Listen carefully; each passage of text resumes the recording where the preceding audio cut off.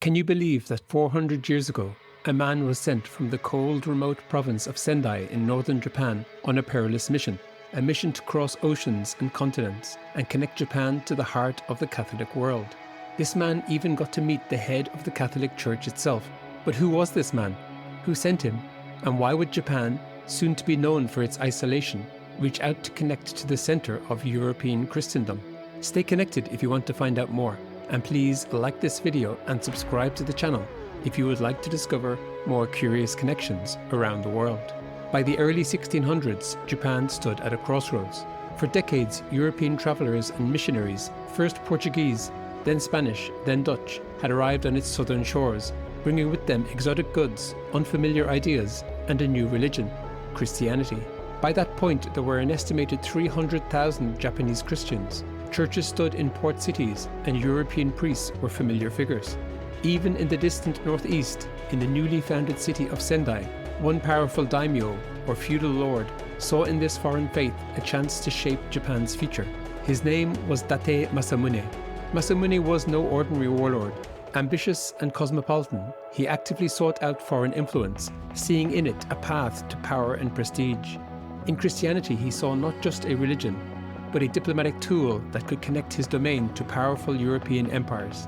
He also wanted Western technology, trade and knowledge, anything to elevate Sendai above its rivals. A brilliant strategist and bold political thinker, Masamune had risen to power during the final years of Japan's Civil War era and was rewarded by Tokugawa Ieyasu being appointed daimyo of the Sendai domain in 1600. Masamune didn't just want to rule, he wanted to elevate his domain. He built Sendai into a thriving castle town, promoted the arts, and encouraged foreign knowledge and technology. While the Tokugawa regime in Edo was beginning to grow wary of foreign influence, Masamune saw opportunity. He believed that Japan could engage with the outside world on its own terms. In 1613, he launched one of the most extraordinary diplomatic missions in Japanese history, the Keichō Embassy. Its goal, to open trade with Spain and its colonies, to request Christian missionaries for Sendai, and to position Masamune as a forward-thinking leader in a rapidly globalizing world. To lead this mission, he chose a trusted samurai, a man of loyalty, intellect, and poise. His name, Hasekura Tsunenaga. But not everyone welcomed the change. As the Tokugawa shogunate consolidated power, it grew increasingly suspicious of foreign influence. Christianity, with its allegiance to a foreign pope, was seen as a potential threat to national unity. Still, in the early 1600s, Japan's doors were not yet closed. Date Masamune saw a chance to carve out his own foreign policy. With the crucial support of Spanish Franciscan friar Luis Sotelo, who not only secured papal approval and helped draft Masamune's letters, but also sailed alongside Hasekura as part of the delegation, the Keicho Embassy set off on its transcontinental mission. After a perilous Pacific crossing, Hasekura's embassy arrived in Acapulco in 1614, marking the first recorded Japanese diplomatic mission to reach the Americas. He traveled inland to Mexico City, where he was received with both curiosity and respect. The Keicho Embassy then sailed on to Spain.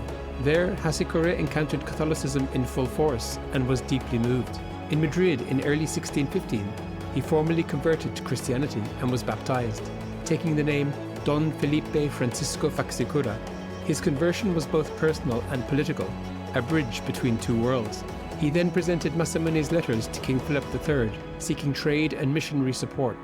While the king received him warmly, reports of growing persecution of Christians in Japan made Spain hesitant to pursue significant commerce. Later in 1615, Hasekura arrived in Rome and was granted an audience with Pope Paul V.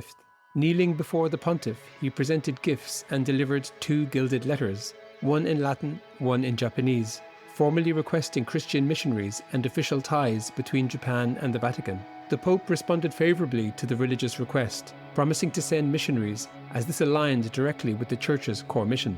After Rome, Hasekura briefly traveled to France before returning to Spain to prepare for the long voyage back across the Atlantic. It was during this return to Spain that the full impact of the changing political landscape in Japan became clear, as the Spanish court, wary of Japan's growing hostility towards Christians and the shogunate's tightening grip, remained cautious about formal trade agreements. He returned to Japan in 1620 after 7 extraordinary years abroad, only to find the nation transformed. The Tokugawa shogunate had begun its crackdown on Christianity. Missionaries were expelled, churches destroyed and converts persecuted. The Sakoku policy, Japan's era of national isolation, was taking shape.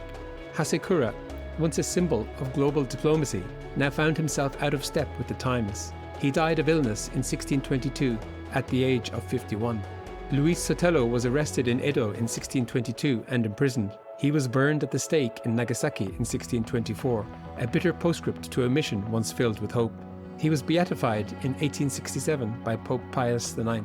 The letters Hasekura had carried from Pope Paul V, formal replies to Date Masamune, were never delivered, or at least no record of their delivery survives. Their contents remain a mystery.